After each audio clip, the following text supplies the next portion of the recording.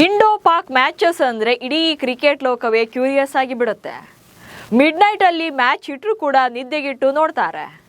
ಯಾಕಂದ್ರೆ ಈ ಪಂದ್ಯಗಳಿಗೆ ಇರುವಂತ ಕ್ರೇಜಿ ಅಂಥದ್ದು.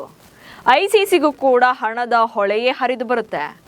ಆದರೆ ಐಸಿಸಿ ಟೂರ್ನಮೆಂಟ್ಸ್ ಅಥವಾ ಏಷ್ಯಾ ಕಪ್ಗಳಲ್ಲಿ ಮಾತ್ರವೇ ಉಭಯ ತಂಡಗಳು ಎದುರು ಬದಲಾಗೋದು. ಐಸಿಸಿ ಇವೆಂಟ್ಸ್ಗಳಲ್ಲಂತೂ ಒಂದು ಪಂದ್ಯಕ್ಕಷ್ಟೇ ಸೀಮಿತ. ಯಾಕಂದ್ರೆ ಪಾಕಿಸ್ತಾನ ಅಂತೂ ಗೆಲ್ಲಲ್ಲ, ನೆಕ್ಸ್ಟ್ ರೌಂಡ್ಗೆ ಬರಲ್ಲ, ಭಾರತಕ್ಕೆ ಎದುರಾಳಿ ಆಗಲ್ಲ.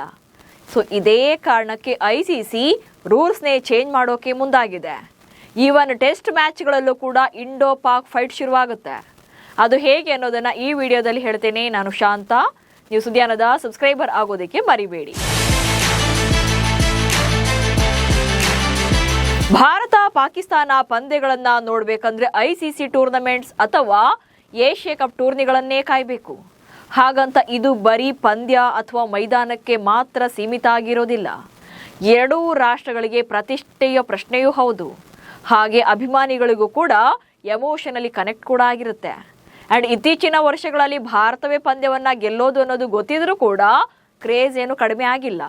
ಸೊ ಇಂಡೋ ಪಾಕ್ ಮ್ಯಾಚಸ್ ಅಂದ್ರೆ ಬರೀ ಫ್ಯಾನ್ಸ್ ಅಷ್ಟೇ ಅಲ್ಲ, ಐಸಿಸಿಗೂ ಕೂಡ ಹಣದ ಹಬ್ಬವೇ. ಹೀಗಾಗಿ ಕ್ರೇಜ್ ಡಬಲ್ ಮಾಡೋಕೆ, ಹೆಚ್ಚಿನ ಹಣ ಗಳಿಸೋಕೆ ಹೊಸ ಪ್ಲಾನ್ ಸಿದ್ಧವಾಗಿದೆ. ಐಸಿಸಿ ಪಂದ್ಯಾವಳಿಯಲ್ಲಿ ನಿಯಮಗಳನ್ನೇ ಬದಲಿಸಲು ಪ್ಲಾನ್. ಐಸಿಸಿ ಏಕದಿನ ಮತ್ತು ಟಿ20 ವಿಶ್ವಕಪ್ ಟೂರ್ನಿಗಳಲ್ಲಿ ಭಾರತ ಹಾಗೆ ಪಾಕಿಸ್ತಾನ ನಡುವಿನ ಪಂದ್ಯಗಳನ್ನ ಹೆಚ್ಚಿಸೋಕೆ ಪ್ಲಾನ್ ಸಿದ್ಧವಾಗಿದೆ. ಐಸಿಸಿ ವಾರ್ಷಿಕ ಸಾಮಾನ್ಯ ಸಭೆಯ ಪಂದ್ಯಾವಳಿಯಲ್ಲಿ ನಿಯಮಗಳನ್ನೇ ಬದಲಾಯಿಸೋಕೆ ನಿರ್ಧಾರ ಮಾಡಿದ್ದಾರೆ.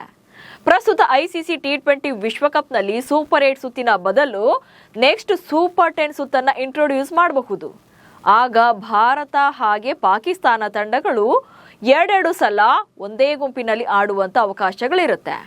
ಅಂಡ್ ನೆಕ್ಸ್ಟ್ ಇಯರ್ ನಡೆಯಲಿರುವಂತ ಏಕದಿನ ವಿಶ್ವಕಪ್ನಲ್ಲಿ ಸ್ಪರ್ಧೆ ಮಾಡುವಂತ ತಂಡಗಳ ಸಂಖ್ಯೆಯನ್ನ 14 ತಂಡಗಳ ಬದಲು 12ಕ್ಕೆ ಇಳಿಸೋಕೆ ಪ್ಲಾನ್ ನಡೀತಾ ಇದೆ.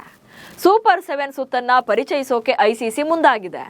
ಸೂಪರ್ 7ನಲ್ಲಿ ರೌಂಡ್ ರಾಬಿನ್ ನಡೆಸೋದ್ರಿಂದ ಭಾರತ ಹಾಗೆ ಪಾಕಿಸ್ತಾನಕ್ಕೆ ನಾಕ್ಔಟ್ ಪಂದ್ಯಗಳಿಗೂ ಮೊದಲೇ 2 ಸಲ ಮುಖಾಮುಖಿ ಆಗೋಕೆ ಅವಕಾಶ ಸಿಗುತ್ತೆ. ಒಂದ್ ವೇಳೆ ಎರಡೂ ತಂಡಗಳು ಕೂಡ ನಾಕ್ಔಟ್ಗೆ ಎಂಟ್ರಿ ಪಡೆದ್ರೆ ಮತ್ತೊಮ್ಮೆ ಅಂದ್ರೆ 3ನೇ ಬಾರಿಗೆ ಎದುರು ಬದಲಾಗುವಂತ ಸಾಧ್ಯತೆಗಳಿರುತ್ತೆ. ಸೊ ಅಲ್ಲಿಗೆ ಒಂದೇ ಇವೆಂಟ್ ನಲ್ಲಿ 3 ಪಂದ್ಯಗಳನ್ನ ಆಡಿದಂತಾಗುತ್ತೆ. ಆಗ ಪಂದ್ಯಗಳನ್ನು ಕೂಡ ಹೆಚ್ಚಿಗೆ ನೋಡಿದಂತಾಗುತ್ತೆ, ಜೊತೆಗೆ ಹಣದ ಆದಾಯ ಕೂಡ ಹೆಚ್ಚಾಗುತ್ತೆ. ವಿಶ್ವ ಟೆಸ್ಟ್ ಚಾಂಪಿಯನ್ಶಿಪ್ ನಲ್ಲೂ ಮುಖಾಮುಖಿಗೆ ಸಜ್ಜು.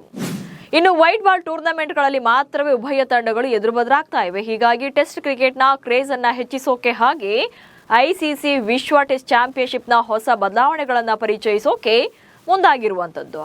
ವಿಶ್ವ ಟೆಸ್ಟ್ ಚಾಂಪಿಯನ್ಶಿಪ್ ಫೈನಲ್ಗೆ ಮೊದಲು ಸೆಮಿಫೈನಲ್ಗಳನ್ನ ಪರಿಚಯಿಸುವ ಮೂಲಕ ಚರ್ಚೆ ಆಗ್ತಾ ಇದೆ. ಪ್ರಸ್ತುತ WTC ಪಾಯಿಂಟ್ಸ್ ಪಟ್ಟಿಯಲ್ಲಿ ಅಗ್ರ 2 ತಂಡಗಳು ನೇರವಾಗಿ ಫೈನಲ್ಗೆ ಅರ್ಹತೆಯನ್ನ ಪಡೆಯುತ್ತವೆ.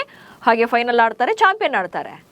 ಆದರೆ ಸೆಮಿಫೈನಲ್ಗಳನ್ನ ಮಾಡಿದ್ರೆ ಇತರ ತಂಡಗಳು ಕೂಡ ಫೈನಲ್ ತಲುಪುವಂತ ಅವಕಾಶವನ್ನ ಪಡ್ಕೊಳ್ತವೆ.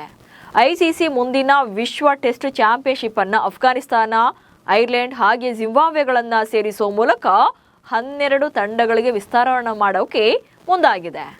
ಭಾರತ ಹಾಗೆ ಪಾಕಿಸ್ತಾನ ತಂಡಗಳು ಟೆಸ್ಟ್ ಮಾದರಿಯಲ್ಲೂ ಕೂಡ ಮುಖಾಮುಖಿ ಆಗುವಂತ ಚಾನ್ಸಸ್ ಜಾಸ್ತಿ ಇರುತ್ತೆ.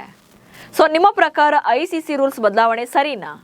ಸೊ ಇಂಡೋ ಪಾಕ್ ಹೆಚ್ಚಿನ ಪಂದ್ಯಗಳನ್ನು ಆಯೋಜನೆ ಮಾಡಬೇಕಾ? ಈ ಬಗ್ಗೆ ನಿಮ್ಮ ಒಪಿನಿಯನ್ ಏನು ಅನ್ನೋದನ್ನ ಕಮೆಂಟ್ಸ್ ಮೂಲಕ ತಿಳಿಸಿ. ಹಾಗೆ ಸುದ್ದಿಯನ್ನು ಫಾಲೋ ಮಾಡಿ. ನಮಸ್ಕಾರ.